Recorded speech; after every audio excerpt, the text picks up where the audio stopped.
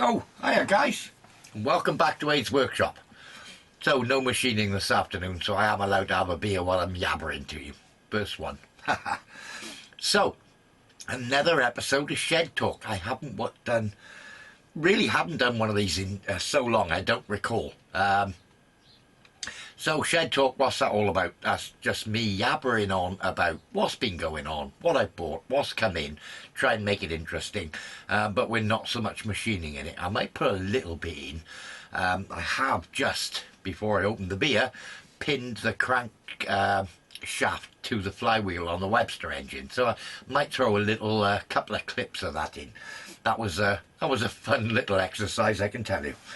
So, on that note, let's start with something really boring. Ooh, there we go.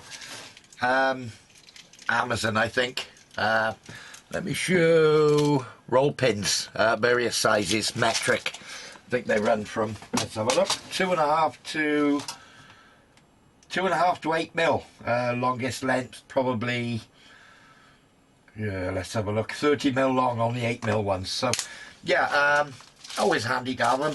Little blister pack, like £6. So they're going to go on the shelf for other projects going forward.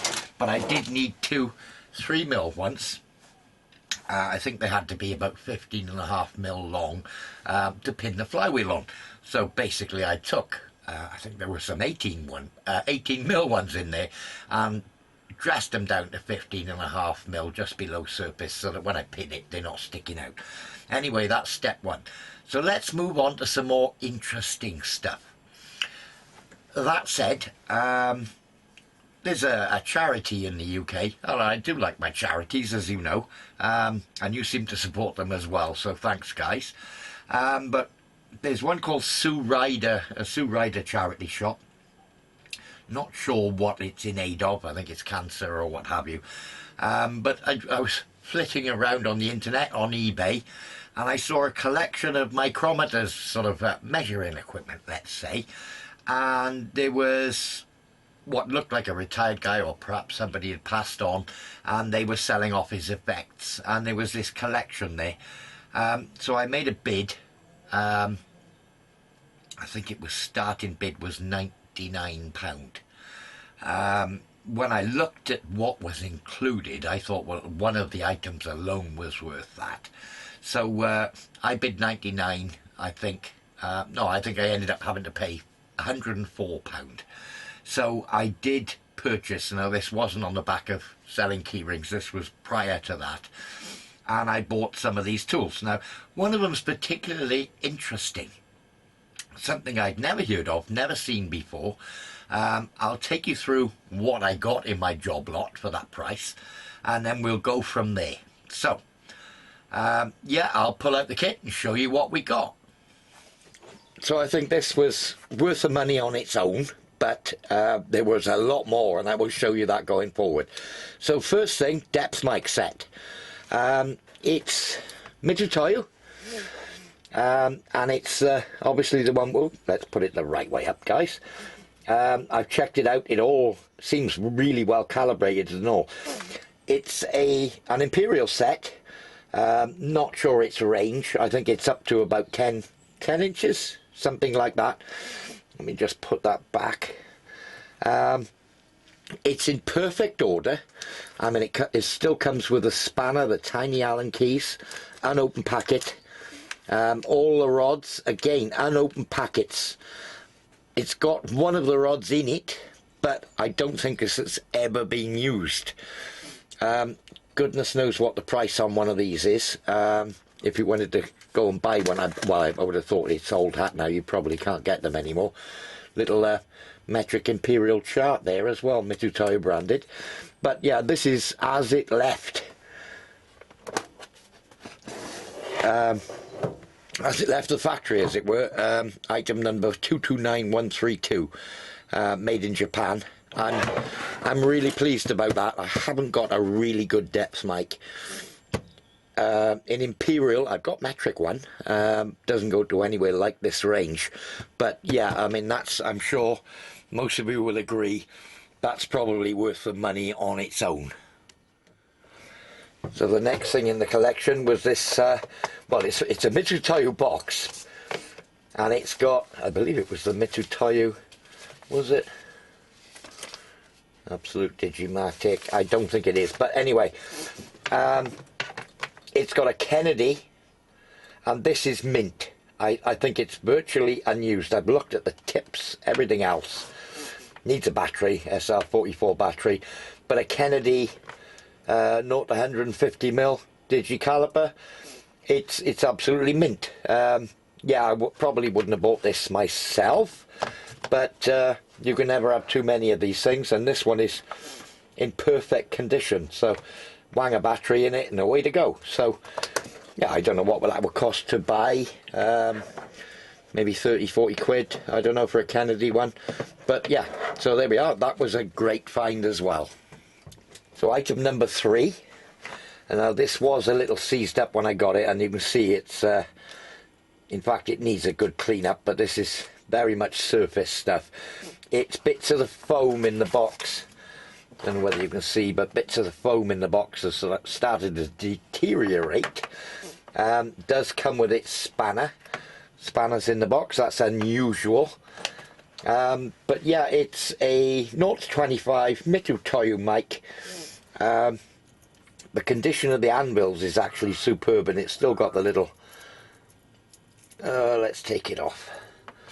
It's got carbide anvils, it's got the little rubber protector. I'm just going to pop that back on. They're in perfect order. I don't think this has had a lot of use.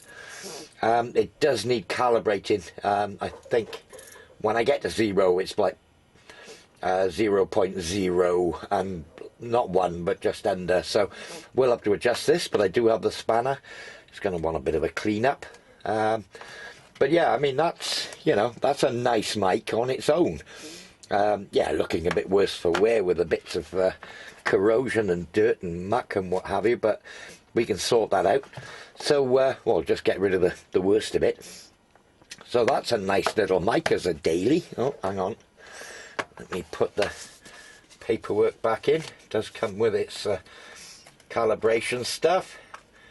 That's series 193 digital outside micrometer. So yeah, pleased with that as well. So that's another item. So this is what I was actually after originally. I was searching for, you've probably all seen I've got the 0 to 25 or 0 to 1 inch version of the Mitutoyo digital mic. So this is the 25 to 50 or 1 to 2 version. It needs a battery. I have put the one out of my other mic in it. It does work, it's perfectly good. So yeah, I mean, and it's in mint condition again, absolutely mint. I say whoever had this, a lot of this stuff has got engraved numbers on it, but that's, you know, hey ho. It does come with its gauge, 1 inch. Is it 1 inch or 25mm? I think it's 25mm. And again, does come with its spanner as well. This is perfect. In as good a condition as the one I have, which I've bought and treated with kid gloves since I had it. Yeah, so pleased. I think if you want to buy one of these or something similar to this in Mitutoyo, you're looking at, I don't know, online, you know, if you can get one for around the £150 mark, you're doing well. So yeah, pleased with that. I mean, that's worth the money on its own. That's what got me to this website and sparked my interest in making a decent offer for the job lot. So that's another item, and I did actually want one of these. So more bits and bobs, again, all in the same lot. Rad gauges, let's just take them out now. These are a little worse for wear. I don't think they're original boxes, but they range from sort of, what size is that? Can't even read it on there. 1.7, 1.70 inches. Let's have a look. The tag might tell me. More and right. And number 204 MA. Looks like sort of quarter to inch rad, that sort of idea. Yeah, these need to go in some evapor rust, I believe. Again, more and right, set 204M. And the third set, just number 204. So pretty much from a 30-second here, don't know what it's in 30 seconds, up to, in 64ths, up to 17/64ths. Do need to put them in some evaporust.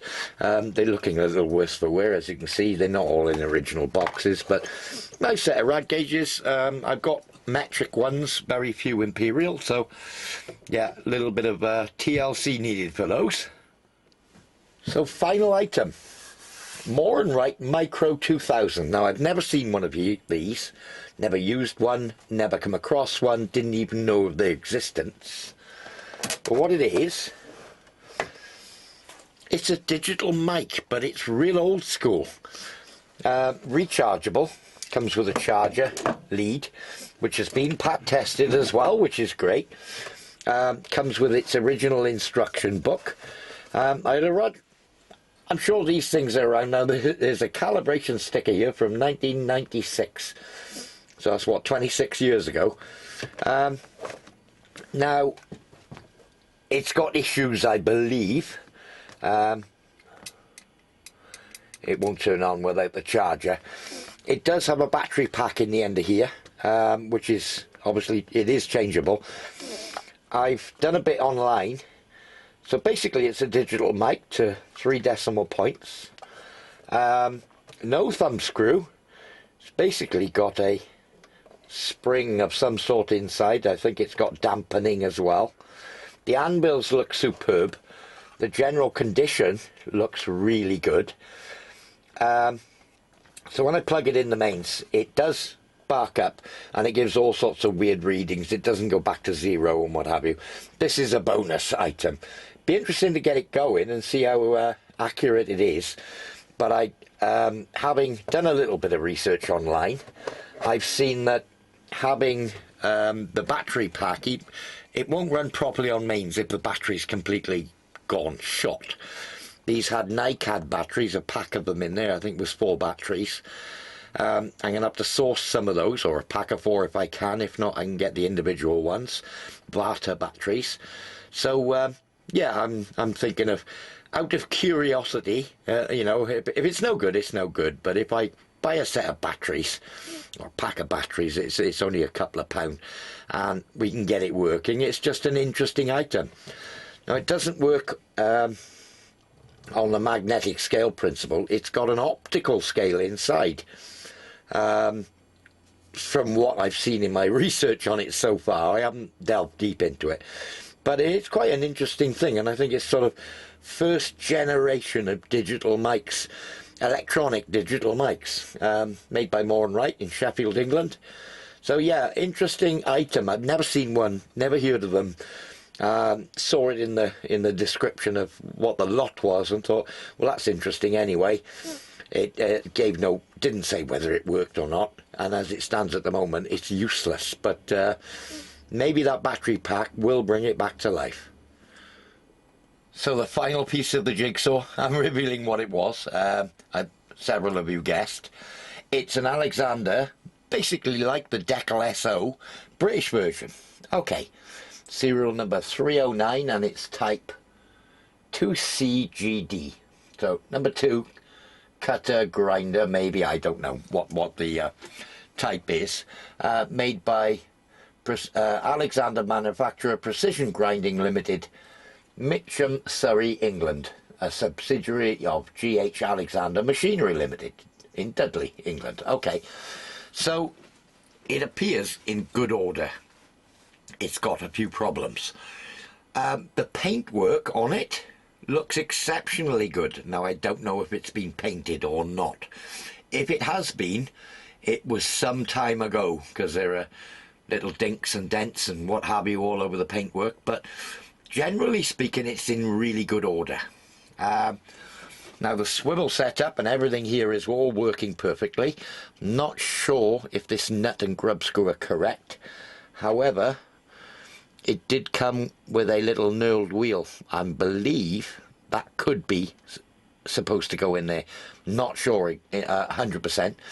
Anyway, with that said, I've got the buttress threaded clamp for putting collets in that came with it. Those of you that know this machine will know that the tool dresser is missing off the top, but I did actually get the tool dresser as well, but that's been removed. It's pinned on, as you can see, with a pin there, and it's probably been removed because it's got a diamond wheel in, and if you're using it all the time with diamond wheel, just have that out the way. It'll help visibility. Everything moves, works well, twists, moves, everything locks. There's a lot of backlash in, can you see it? Yeah, you're here. There's a lot of backlash in here before anything happens. So, there, that's locked out. Nothing happening. Wait till I can find, yeah, we got a couple of turns. So there's some adjustment to do in here to take the backlash out of this. I mean, it should have a little, I agree. So I'm going to have to pay that some attention. The main shaft was quite stiff when I first had it. It wasn't dirty, well, I think it was very dry. So I put a tiny bit of oil around both ends of the labyrinth seals and just gently wound it in and out, and it just freed up. I've lubricated it on all the lubricators. God knows when it was done last, and it's all moving freely, nicely, and doing what it should do, which is great. One thing that is wrong, I may have to look at, let me bring you up. I've got the loose belt on here. The bearings in the head feel a bit rumbly and noisy. I'm not sure if that's right or wrong. I'm going to have to play with that when I do get it wired up. Now, one good thing, I'm going to cut this clip, show you the other half of it. So the unit did come with a new motor. I say new, but it looks fairly clean and unused, and I have plugged it in, tested it, and it runs smooth as. So really happy. Comes with the original bracket. It mounts on the back. The rope belt fits around there, so it's nice to think it has got a new motor as well, so that's great news.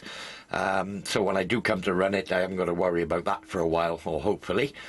And again, as you can see in the far right there, it does have a 13 amp plug on it, ready for, you know, plugging straight in the shed here.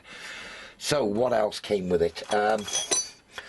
Weird collets. I know what they are. They're U2. I had to do a bit of research again. U2 collets. So there's one here, and it's 3/16. Where are we? 3/16 square. I haven't seen these for sale anywhere. Square collets for this, so that's great. So I could grind 3/16 square tool steel. That was in good order, that collet. This one, it's seen better days. I can't see what size it is. I'd say it's probably 3/16 round, or it might be a bit smaller. Yeah, it's had a lot of use, this one, and it's rusty as, so maybe a bit of refurbish on that one. And then the third collet, I think it came with 4. Another collet. Again, perfect order. Quarter square for quarter square tool steel. So again, I haven't seen square collets online for these machines, so I'm sure they're going to be very useful, and they're probably quite rare. And then finally in the box is a 4mm collet for it. Okay, so that was all part of the deal that I bought from eBay. Those 4 collets came. I mean, 3 usable, 1 a bit dodgy, but these collets are as new condition, so that's great. So since the D-bit cutter arrived, or D-bit grinder, I bought I think Kronos, yeah, 3 more collets, U2 again, Vertex brand, made in India. They're not rubbish. These are quite good. I like Vertex stuff. 6, 8 and 10mm collets that'll fit. And I've also bought from RDG Tools 2 pieces of 10mm high-speed steel, 2 pieces of 8, 2 pieces of 6, so that'll be made into D-bit cutters or various cutters going forward. So yeah, I'm sort of collecting stuff together slowly. So moving back to the grinder itself, I think it was, yeah, it was Uchol, Woods Creek Workshop, did a refurb on the decal version of one of these, and he, you know, had it to bits, put it all back together, made it look beautiful and work properly, and did a fantastic job. So it's given me a bit of a insight as to what I need to do with this. Yeah, I mean, the main thing, spindle bearings. Hopefully they've got normal purchasable bearings inside. I think Uchel had an issue with his, that it was a ground shaft with balls in it, that sort of idea, as opposed to replaceable bearings, as it were. Hopefully this has got replaceable bearings in it. Showed how the lead screw goes together, and so I can understand why there's backlash in it. I call it lead screw, the bed screw. Think of the shaft at the bottom as the bed way. That moves back and forth, so I need to take that backlash out, or certainly see why there's so much. So I'm not going to be featuring this for a while. I will record whatever I do, but I've got other projects on the go before I get to this. So one of the reasons I bought it, or I wanted one, obviously I like it, the ability to make D-bits, form tools, cutters, whether they be lathe tools or milling tools, is fantastic, because they're a big expense in the shop, especially if you want something of a funny shape. So when I get the mini lathe basically up and running, it's going to be used for small stuff, in various shapes, guises, probably in softer materials, which is what my plan is going forward. So being able to grind your own profile tools of various shapes, sizes and what have you is going to be a great advantage in the little workshop here. Small precision stuff. So hence why this is going to be a valuable tool to me going forward.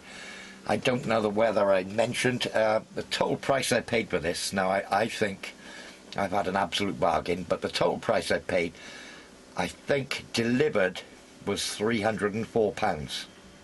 I think I got it in the auction at £290, made an offer, what have you, got it for £290. I think it was 304, it was 310 at the most. But everything's there, everything's operational, so I am really pleased with this. So moving forward, I'll just show you how I pin that flywheel on next, and then we'll come to a close. So moving back to the grinder itself, I think it was, yeah, it was Uchol, Woods Creek Workshop, did a refurb on the decal version of one of these, and he, you know, had it to bits, put it all back together, made it look beautiful and work properly, and did a fantastic job. So it's given me a bit of a insight as to what I need to do with this. Yeah, I mean, the main thing, spindle bearings. Hopefully they've got normal purchasable bearings inside. I think Uchel had an issue with his, that it was a ground shaft with balls in it, that sort of idea, as opposed to replaceable bearings, as it were. Hopefully this has got replaceable bearings in it. Showed how the lead screw goes together, and so I can understand why there's backlash in it. I call it lead screw, the bed screw. Think of the shaft at the bottom as the bed way. That moves back and forth, so I need to take that backlash out, or certainly see why there's so much. So I'm not going to be featuring this for a while. I will record whatever I do, but I've got other projects on the go before I get to this. So one of the reasons I bought it, or I wanted one, obviously I like it, the ability to make D-bits, form tools, cutters, whether they be lathe tools or milling tools, is fantastic, because they're a big expense in the shop, especially if you want something of a funny shape.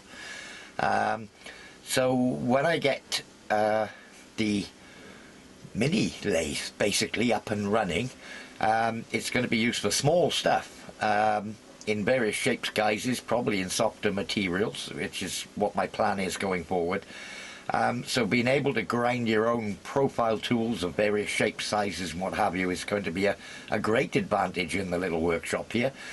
Small precision stuff. So hence why this is going to be a valuable tool to me going forward. I don't know whether I mentioned the total price I paid for this. Now I think I've had an absolute bargain, but the total price I paid, I think delivered, was £304. I think I got it in the auction at £290, made an offer, what have you, got it for £290. I think it was £304. It was £310 at the most. But everything's there, everything's operational, so I am really pleased with this. So moving forward, I'll just show you how I pin that flywheel on next, and then we'll come to a close. So tricky little setup here. I got a vise in a vise. This vise is tipped up, probably, I don't know, maybe 3 degrees, something like that, to give me access. And what I'm doing is drilling and pinning the flywheel to the shaft. So I've got the flywheel holding in the vise, the crank end here down onto a parallel, that stops it rotating. Then I've got my stop here basically holding the shaft fully in, so it can't move in relation to itself. Okay, I'll bring you around the other side. I got a 3mm drill bit, and I'm going to be putting a 3mm roll pin in. Now I've got the drill bit. I haven't got a long series 3mm drill. That would have made life easy. I'm as high as I can go on my quill. I could have put this 3mm drill, or could have put this chuck in a collet directly into the head. That would have saved space, but I had enough headroom. So I'll bring you around the other side. So as I've said, I've canted it over about 3 degrees just to give me a bit more space, and that allows me to get further in on the boss. It's going to be further in when it comes out the bottom, but not to worry. So yeah, I'm basically, I can bring the drill out a little bit more. I'm nearly through actually.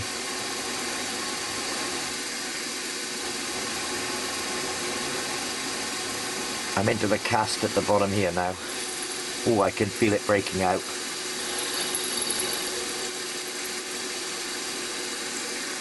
And I'm out the other side. Okay, that was a bit precarious. So yeah, I've got my 3mm hole in here. I'm going to set up now, put a roll pin in here, then I'm going to cant the vise in the other direction, rotate probably 90 degrees to where we are now, and put a pin in the other side in exactly the same manner.